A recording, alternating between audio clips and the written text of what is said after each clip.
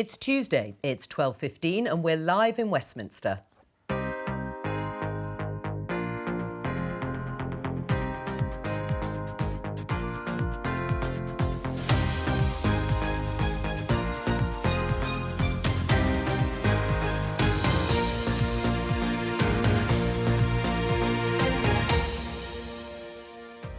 Joining me, Conservative MP Laura Trott, Labour peer Shami Chakrabarti, HuffPost UK's Paul Waugh, soon to move to the Eye, and the director of the centre-right think tank, the Centre for Policy Studies, Robert Colville.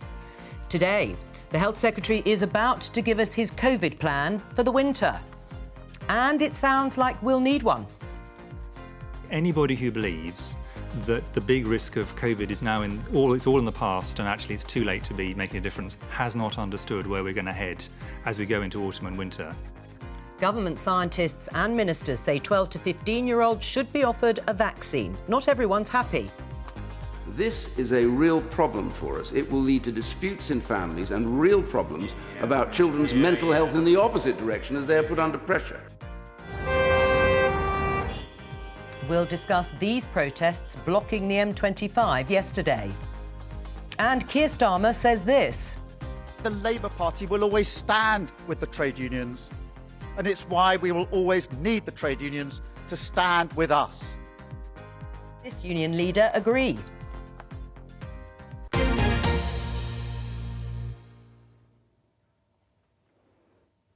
Hello and welcome. Let's start with this story that's headlined in the Times newspaper. Officers on jet skis will force migrant boats to turn back in the Channel. Let's start with pictures that appear to show exactly this. It's a practice exercise, we understand. Border Force officials training out in the Channel on those jet skis to help turn back migrant boats. It follows the Home Secretary's announcement last week, which did authorise the Border Force to push back migrant boats leaving France across the Channel and heading for the UK coast. Now, we contacted the Home Office for a response, and they have said we are seeing an unacceptable rise in dangerous and unnecessary small boat crossings. That's why we continue to explore all options available to bring these numbers down. They then go on to say all operational procedures used at sea comply and are delivered in accordance with domestic and international law. Starting with you, Shami, do you accept that reassurance? No, I certainly don't.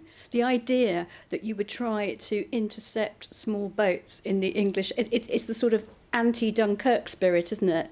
You know, Dunkirk was once part of the national myth, that great rescue via little boats. That was Britain's defiance of Hitler. The Refugee Convention was the world's response after World War II, and now we're doing that. That's a breach of the Refugee Convention and a breach of common decency, and I really hope that you, having shown those pictures today, will make the Home Office think again. So a breach of Refugee Convention and common decency, Laura? I completely refute that.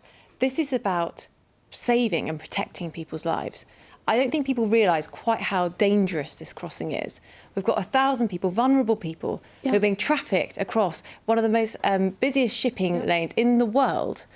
And we need to do more to address it. And I think looking at safe and legal options to do so is absolutely the right thing to do. No, absolutely. So we need safe routes. So for example, Lib Dem peer Sarah Ludford tabled a bill in the House of Lords last week to allow refugee children to bring parents and siblings over as a safe family reunion. That's a safe route in. The government at the moment is opposing that bill.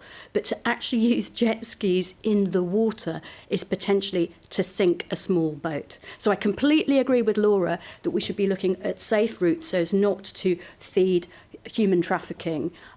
But once a dinghy is in the English Channel, to turn it away, it breaches the convention, the principle of non-refoulement, but it's also going to sink Does it break the other boat. laws? I mean, the Home Office, just taking their statement, they say it's in accordance with domestic and international law. Well, it's not in accordance with international law if it breaches the Refugee Convention, and it's not in accordance with domestic criminal law if you're going to sink the boat and potentially put those lives at risk. I think what we need to do is put the emphasis on safe and legal routes. Between 2015 and 2019, the UK resettled more than 25,000 refugees, which is more than any other country in Europe. You know, we do our part in making sure that people can get over here safely, but we must not allow people to make this very dangerous crossing, which comes at the expense of, you know, human traffickers, as you've acknowledged. I agree. And I think that all the safe and legal options we can take to try and stop that are very important. Laura? I don't believe this is about turning them back. Them, this is turning them back. Well, I talk need to to be very people clear who know. about that. I don't sail. I don't know a lot about sailing myself, but I've spoken to people who know a bit about the water, and they say to use interventions like that in relation to a small boat could be really dangerous. Do you accept that it could be dangerous? Well, I think this is why it's being looked at, to make sure that it isn't dangerous. And if it is dangerous, then it won't be used. All right, let's talk to Robert and Paul. We're showing now pictures of the crossings, the crossing, I should say, being made by migrants in a boat here. 163 arrived, that's migrants, not boats, arrived on the Kent coast yesterday, probably while that exercise was happening out in the Channel. Paul, is it a valid way of trying to get control of this issue? Well, I suspect you've already seen a preview of the legal problems. Lawyers will be all over that footage because it suggests to some of them that it is an unsafe practice. Others will say, actually, it's not about sinking, it's about pushing back. I just suspect that the government won't be unhappy at this footage for two reasons. One, it feeds into its narrative that actually this is what the public want. And I remember last week when Number 10 said this is what the public want, there was a huge blowback on Twitter from a lot of people saying not in my name. So it's divisive, but the government obviously think it can be popular. The second reason is a deterrent.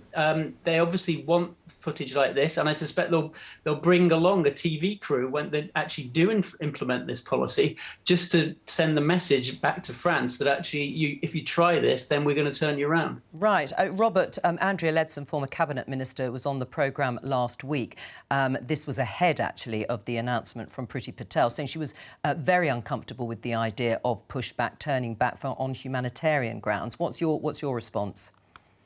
I think the government's in a tricky situation. It's not just in terms of the tactics they use, but the relationship with the French, which is a key thing here. Ultimately, this problem can only be solved on the French side, and there's a suspicion in government that the French have been quite happy to see people, leaving the beaches, and once they're in British waters, they're Britain's problem. The issue is, of course, that the French will be extremely annoyed, if we start pushing the boats back into their waters and make them their problem.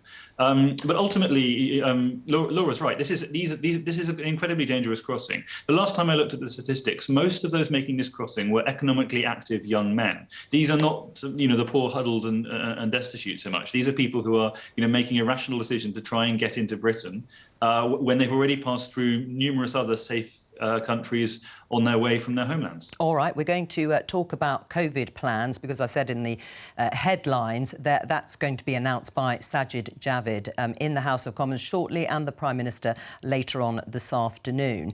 Let me just show you front pages, because this is the sort of front line of defence against COVID that the government is outlining. In The Sun, the front page says jabs blitz. All 12 to 15-year-olds to be offered a vaccine, all over 50s to have Pfizer booster by Christmas. And this is The Guardian's take. Booster jabs for over 50s as Number 10 accelerates vaccine programme. Now, that has been outlined by Jonathan Van Tam, the Deputy Chief Medical Officer, in the last half an hour or so on those boosters. Let's take a listen.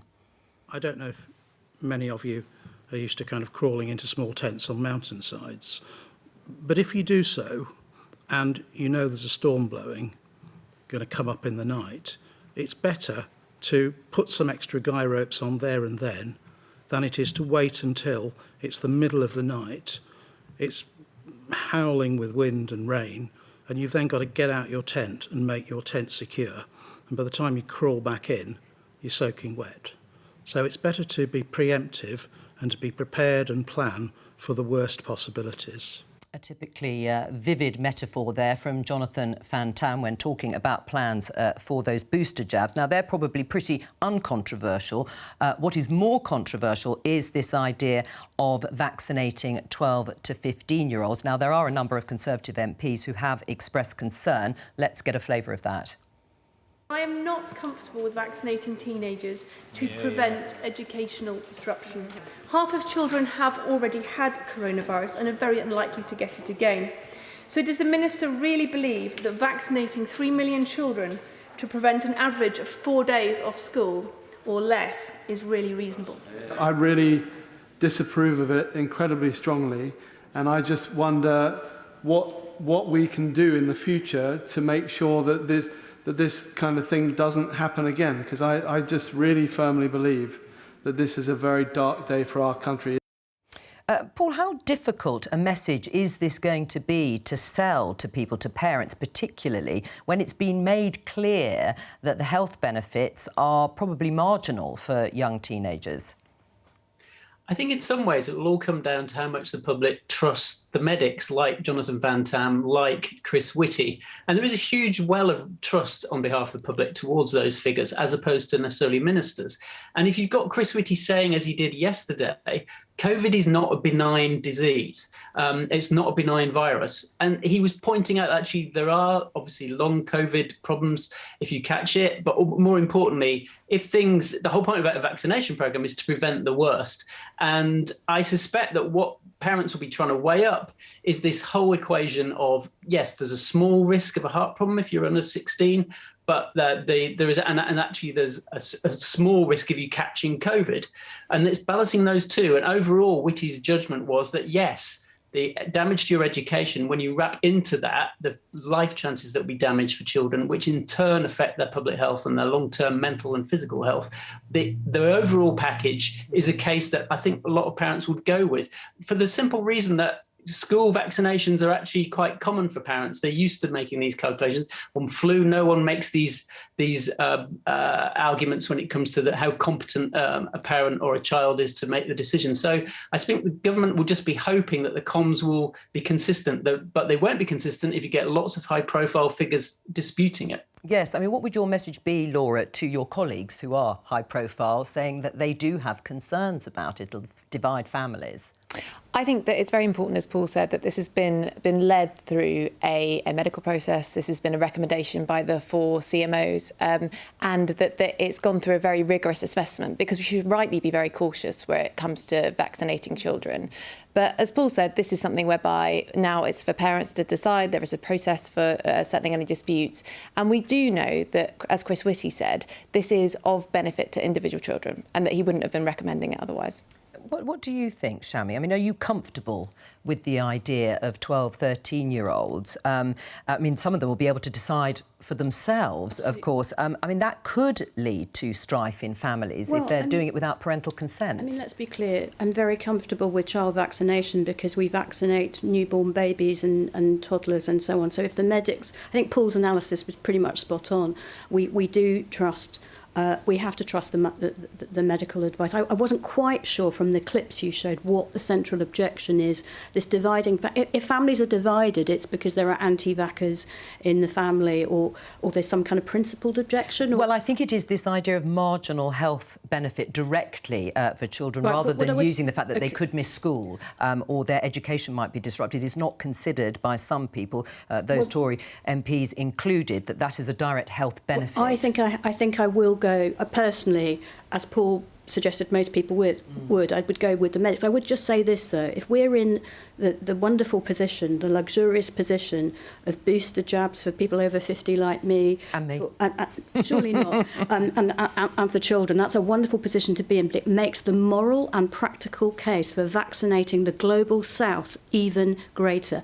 We need to waive the patents, as 100 Nobel laureates and former heads of government have urged the new German Chancellor to do today, because less than 2% of people in the poorest countries have been vaccinated. Now, that's not just immoral, that's not just vaccine apartheid. Because we want to trade and travel, it means that so much of the world is unvaccinated. If we don't step up global vaccination, we're going to have endless mutations and variants. Right, Robert, do you want to respond to what Shami's been talking about there in terms of sharing the vaccines and the patents? Sure. Well, that actually applies to the debate within the UK. It's not just about whether it benefits the individual children, which obviously Chris Whitty and Gove have decided it does. It's about reducing the pool of uninfected people within, or people without antibodies within which the virus can circulate. This is one of the reasons why teenagers and children have been offered not children, but teenagers have been offered the vaccine in pretty much every other large country. But of course, that logic applies globally as well. Ultimately, we're only safe from this virus when it can't, when everyone's vaccinated, when the pool, the pool that can swim in, the pool to develop new variants is smaller. That said, the patent stuff is a bit of a red herring, given that AstraZeneca are producing their version of this at cost, but not enough. offering it to the world. Do you accept that? I mean, that is a big difference, isn't it, between AstraZeneca and Pfizer, for example? First I would say that there's the concept of cost is quite a flexible friend, and different countries are paying different amounts. The other thing I would say is waiving the patents is about increasing production beyond what AstraZeneca can currently produce itself or under its bilateral licensing agreements. What we need to do is what was done during the AIDS epidemic, which is to allow the production of generics. And given that 97% of the funding for the AZ Oxford vaccine came from government, there's a very logical case. And we're looking for a temporary waiver. We've all sacrificed liberties and livelihoods, and so many people have. I think that some of these pharmaceutical companies need to do that too, and it needs to be agreed at the WTO, as most countries of the world now want. It's really Britain and Germany that are the obstacles. We really need to get on with that so that we can vaccinate the planet. All right, we're going to come back to COVID in a moment because, as I say, Sajid Javid will be taking to his feet fairly shortly. That's the Health Secretary. But let's talk about this climate protest, which disrupted the M25 yesterday. We can show you pictures here of a number of activists from the group Insulate Britain. Now, they were calling for the government to insulate social housing and set up a number of roadblocks, as you can see here, with their posters, one of them there saying, sorry to stop you, but you can see that there was quite severe disruption here and at other points of the M25. Laura, were the protesters right or wrong to do this? Well, that's clearly unsafe. I mean, everyone has the right to protest, but you can't do it in a way which is very unsafe to themselves or to other people. And, looking at those pictures now, that is not a safe way to protest. And I do not think it's appropriate at all. Right. Now, the government has a piece of legislation which aims to crack down on particularly disruptive protests. But before we come to that, let me just ask the others too. Is it right or wrong to allow protesters like that to sit at junctions going on to the M25? Robert? I'd say wrong. I mean, I think there's a line between protest and causing aggravation and inconvenience and danger to others, and that clearly crossed the line. Paul? Well, I think there's a big problem for the environmental movement if they stage protests like this, which are effectively counterproductive. You remember Extinction Rebellion split its own movement, had to admit its mistake when it stopped a tube train in East London in 2019. And lots of working class commuters were absolutely furious that their attempt to get in and do a hard day's work had been disrupted by what they saw as sort of a bunch of poshos playing with climate as a protest. So I think this kind of thing doesn't win people round. Obviously, there's a place for protest, legitimate protest, but this kind of thing tends to backfire. Right, Shami, they want to get noticed, and they did. Well, movements are movements, not top-down, well-ordered organisations. But what I will say is it's long been an offence to obstruct the public highway. You don't need new draconian powers to deal with that. And, of course, people were arrested yesterday. So what I don't want is for those pictures to become an excuse today, as the new police bill comes to the Lords, for powers that would criminalise making noise, making an impact, give the Home Secretary Henry VIII powers to define what impact is, and to allow wholly peaceful and non-dangerous vigils, protests, gatherings to be clamped down by Home Secretaries of governments of left or right into the future. Right, I mean, Laura, there is a point. 70 arrests were made yesterday as a result of that, as Shami said, and that happened under existing laws. So why do we need this new bill, this Police Crime Sentencing and Courts Bill? Well, I think, obviously the bill is much wider than these individual powers, Sure. but just specifically on this, I think the police have said that they need more powers, particularly with allowing, for example, ambulances to be able to come through to try to remove people more quickly quickly in the cases of trespass. And that's what this bill is about. It's not about restricting the right to protest. It's just making sure it's safe for the people who are protesting and for everyone else as well. So what would be different then, Laura, about the way yesterday's protest was policed under the proposed new law? Well, we don't know. I don't know enough about that specific protest, but what we know is from previous protests, for example, where they were blocking the bridge and it was difficult to get ambulances through, that this was something that they needed the extra powers to be able to deal with. Forgive me, but in my view, there are adequate powers to ensure that ambulances and police cars and other emergency vehicles can get through. I think that this part 3 of the police bill is it's all about sending signals, it's all about culture war, but the provisions themselves are way too wide, and they could. I mean, I can remember coming out of the Supreme Court in the autumn of 2019 when we had the prorogation case, and there were some really, really angry pro-Brexit demonstrators, and they were very angry with me. They saw our litigation as trying to block Brexit. They were loud. They were, sometimes a bit racist. They were not happy with me, but I wouldn't have dreamt of taking away their right to protest. And this bill potentially would. Right. Does it take away, then, in your mind, the right to protest? So that's where I would disagree. Noise, impact. These words are in the bill. Noise, impact. And these are words that should not be in any provision for police powers, any restriction on protest. But the bill also says that noise is not going to be a reason for cancelling a protest. The example it gives, the government gives is, if you can make all the noise you want outside Parliament, but if you're making the noise outside of school, bill, Robert. That's the kind of issue they're talking about. That's not in the bill, Robert. I'm afraid. Forgive me. I'm a lawyer. I'm not a think tanker. I'm not a journalist. I look at the provisions of the bill. They are way too broad, and they have the potential to be used to criminalise pretty much any peaceful protest that makes the slightest noise or impact in any of our communities. Robert, the slightest noise, is that the case? Is there the potential for it in the bill?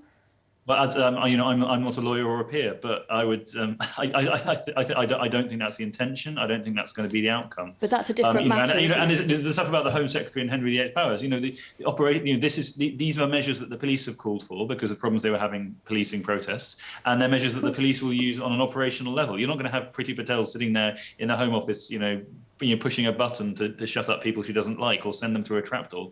Right.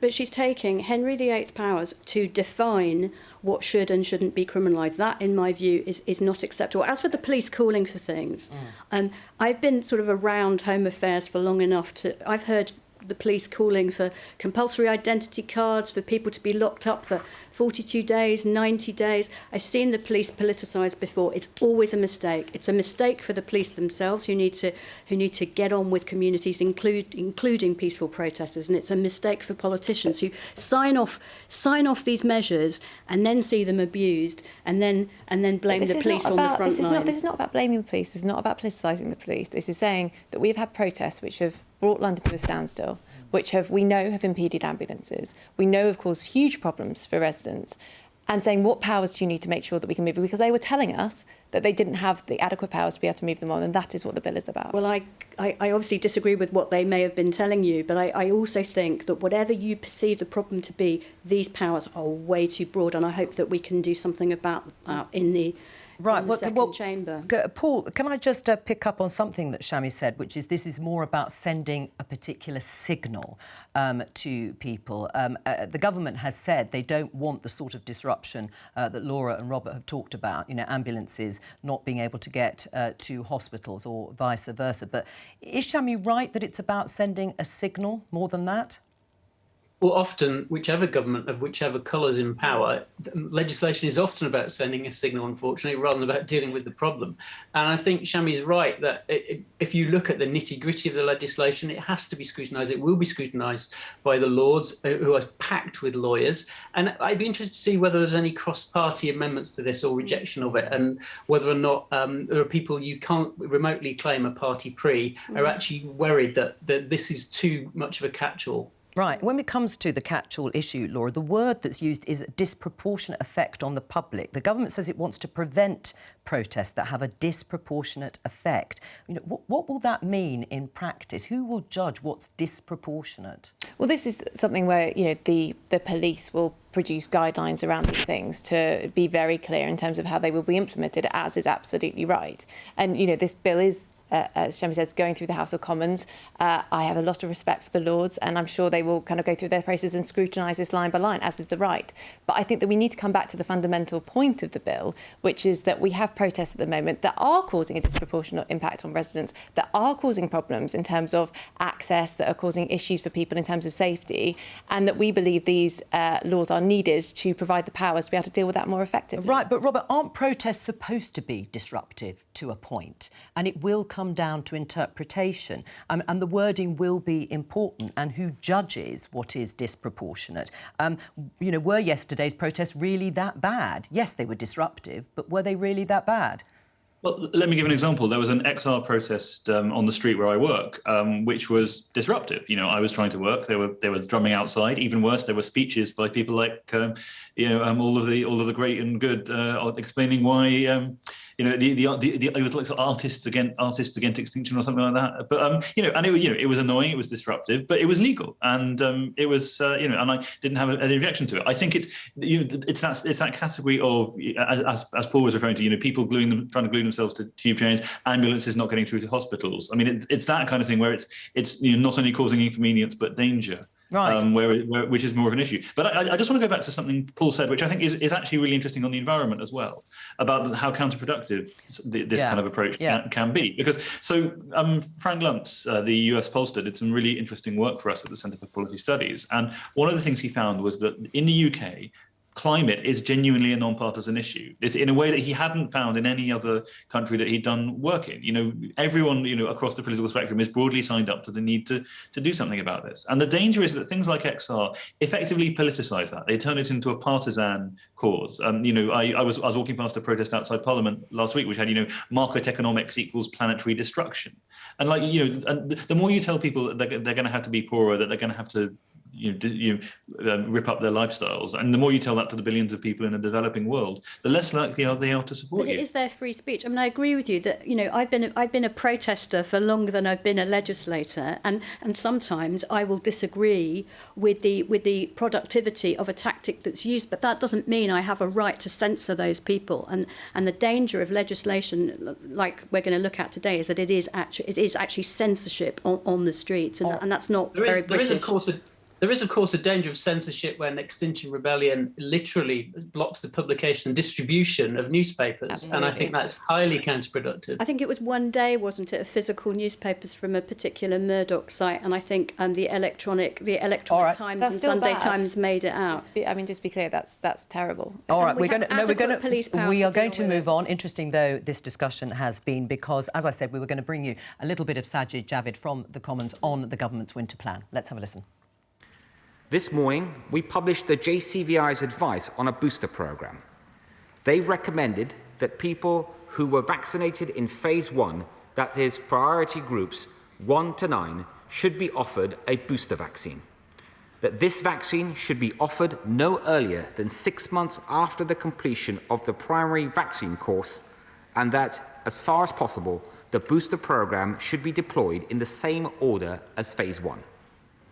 I can confirm that I have accepted the JCVI's advice and that the NHS is preparing to offer booster doses from next week. Right, I did think we were going to hear a little bit more about the winter plan. That really is underlining what we've already talked about, which is the booster plan for over 50s over the winter. But this afternoon, the Prime Minister will hold a press conference with Chris Whitty and Patrick Vallance. The Prime Minister's mother has died, but he's still going ahead with that press conference. What tools are they going to dispel with, do you think, Paul? Well, what we've been briefed so far is that, for example, they're going to try and drop parts of the emergency COVID laws that are no longer needed. And we've just been talking about the need for unnecessary legislation being removed. They're going to keep in reserve, however, parts of their Coronavirus Act. Obviously, because they want to have something in the locker in case things go really wrong this winter. So, for example, vaccine passports, I imagine that will be, they haven't legislated for that, but they haven't ruled it out if they need to. The wearing of masks, working from home. So some things like that they could perhaps mandate. They're going to have as a reserve powers in that so-called toolbox. Obviously, the Public Health Act 1984 is still on the statute book. That gives really sweeping powers anyway. But I think they want to have something to react when they need to. But the key thing I think about COVID this winter, and it's a really difficult balancing act for the government as well as for the medics, which is, you know, coronavirus, if it does resurge this winter, we've obviously got vaccines, which are a massive advantage and difference with last winter. But if it does resurge, if the NHS is put under pressure, we keep talking about a proportionate response and whether that's a graduated response, for example, wearing masks or working from home. But sometimes COVID, the only language it understands is disproportion, overwhelming force. And it may well be that the government find themselves having to do a lockdown that they never wanted to do. And I think if that happens, people will rightly think, well, what have you been doing? What has this approach? Have you had a proper strategy? And let alone the tactics. Right. Well, Laura, can you respond to what Paul's been saying? Because actually the government hasn't ruled out lockdowns in every circumstance. So is it wise to get rid of so many of the tools in the toolbox? Well, I think it's very easy for us sitting here now, with all the progress that we've made on jabs and on treatments, to think that coronavirus has gone away. And I think has been made very, very clear by the medics in the last couple of days that's not the case. So I think we need to plan for the winter. I'm glad that this is coming forward this afternoon. I personally would like to avoid another lockdown. I'm sure everyone watching this would like to too. So I think retaining some measures which we keep in the locker if we need them is very sensible. That said, I do think that we've seen a huge amount of personal responsibility from the British public so far. Actually, you know, when we removed a lot of the restrictions in July, we saw a reduction in contacts overall. And I think that's a testament to people actually being sensible, realising the risk that COVID still poses and behaving accordingly. You're agreeing there, Shami? Is the balance right? Will they have enough? I think what Laura may be saying, forgive me if I'm putting words in your mouth, is that we can actually trust people. You know, when we in the studio are not cleverer than the people at home, and I think you found time and again that when it has been obviously necessary because the NHS was not going to cope with the surge in the virus, people did actually support lockdowns. You know, with hindsight, I would say that the first lockdown came too late. Some other measures came too late. Sometimes there's been inconsistency. But looking forward, I think that the government needs to be as clear as it can.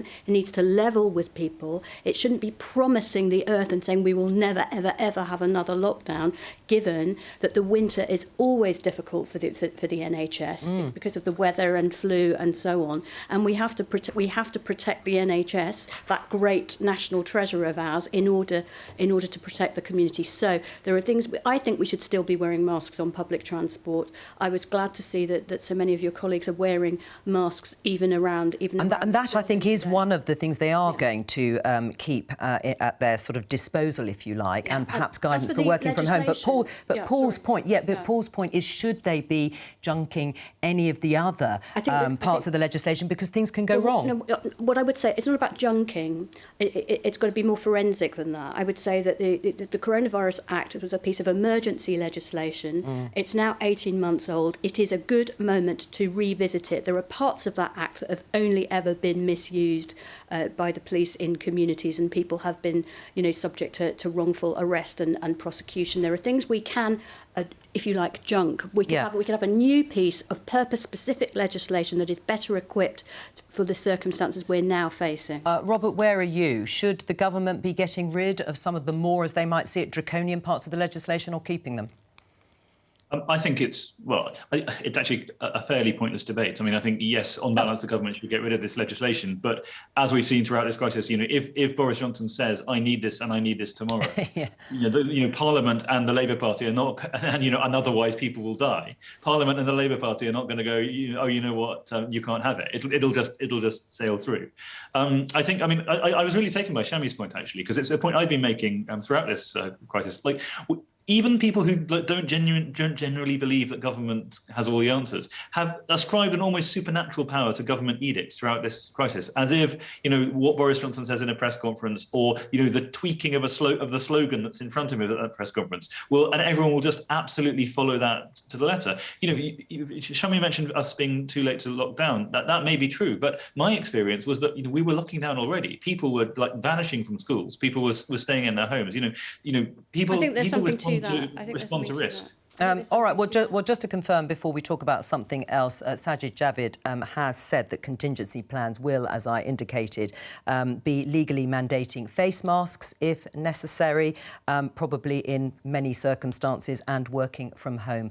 guidance. I just want to show everybody this headline in The Independent. Revealed: Michael Gove's sexist jibes, racist jokes and homophobic slurs. Exclusive: Chancellor of the Duchy of Lancaster, Cabinet Minister, made the comments in the Cambridge Union debates in the late 1980s and early 1990s. Let's talk to the BBC's political correspondent Damien Grammaticus.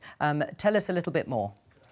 Yeah, so I think it's important that context. So this was 30-odd years ago in the context of university debates in which Mr Gove was speaking, and the recordings, the audio recordings of those obtained by The Independent have Mr Gove making quite a number of comments. So he talks about black people, describing them as fuzzy wuzzies. This was in a debate in 1987 when he was the president-elect of the Oxford Debating Society, a debate about empire, and he talked about the fact that it may be moral to keep an empire because the fuzzy wuzzies can't look after themselves.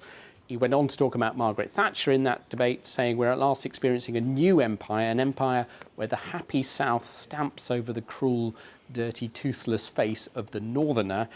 And he talked about homosexuality, and the economist John Maynard Keynes describing him as a homosexualist, saying many of us are familiar with the fact that homosexuals thrive primarily on short-term relationships, and goes on to talk about the possibility of one person having 300 one-night stands in one night.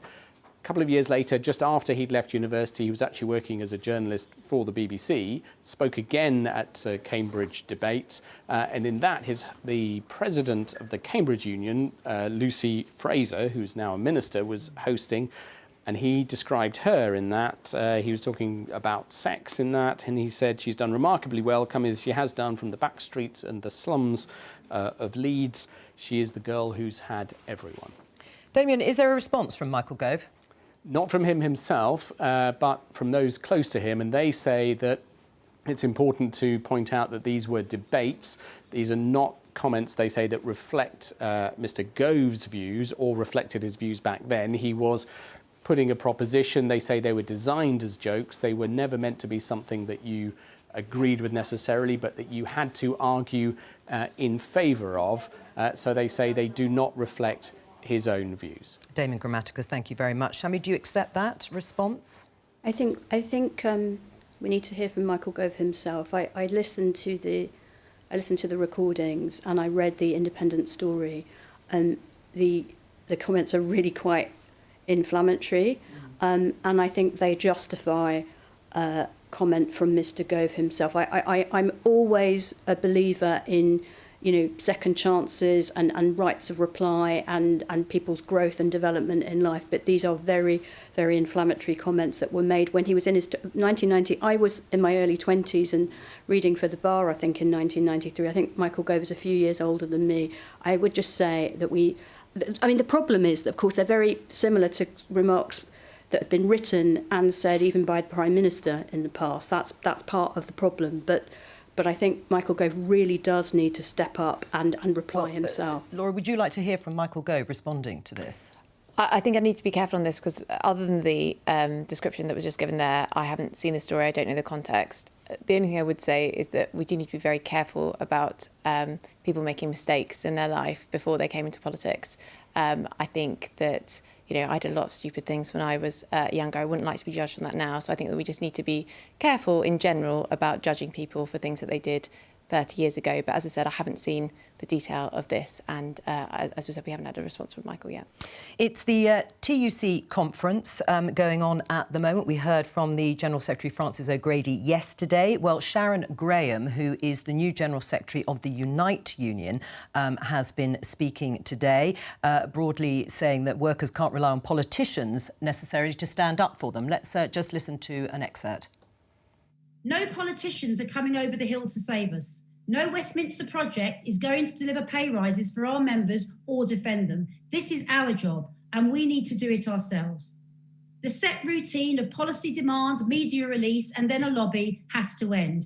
We're running out of adjectives. It doesn't work. It hasn't worked. The closures keep coming. The pay is still being attacked. We can't do what we've always done just because we've always done it. Paul, what did you make of her comments? How would you interpret them? Well, what's interesting about them is a shift on her part from what Unite have been saying for quite a long time, which is that the Labour Party is the vehicle for change, and therefore everything that Unite has been doing, or many of the things that Unite has been doing in recent years, have been through the vehicle of the Labour's National Executive Committee and the infighting on there, and whether or not Jeremy Corbyn could be allowed back as a member, the whole anti-Semitism rules, you name it, anything that's internal in Labour, Unite has been involved in. Sharon Grahams signalling a big break with that. Along with, I have to say, other trade union leaders, not necessarily from the same wing of politics as her, more centrist people in the GMB, for example, have said, yes, it's all about the workplace now. And in a way, what's philosophically interesting about this is it repeats what Robert was talking about earlier, and Shami, which is, strangely, this sense of personal responsibility. If you want to change your work conditions, then you do it yourself through your union collectively. You don't have to rely on politicians. The big drawback to that, of course, is that ultimately you can campaign against fire and hire as British Airways, as the Unite have done, and the GMB have done at British Gas. You can campaign against it. You can strike. You can take every action that you want. But ultimately, only a Labour government can outlaw fire and rehire. So that's the point that Keir Starmer was making at the TUC this morning. And I think it was a bit of a warning to the union movement. Yes, of course, do what you should in your workplaces, but ultimately you need to change your government. Right, Shami, how worried are you by the comments in the way that Paul has outlined them and interpreted them, particularly that Sharon Graham doesn't seem to see politics, not even the Labour Party, and the historic links the party has had with organised Labour as the route out or saving them in some way? I don't think it's an either or. I mean, I don't think there is a Labour Party historically or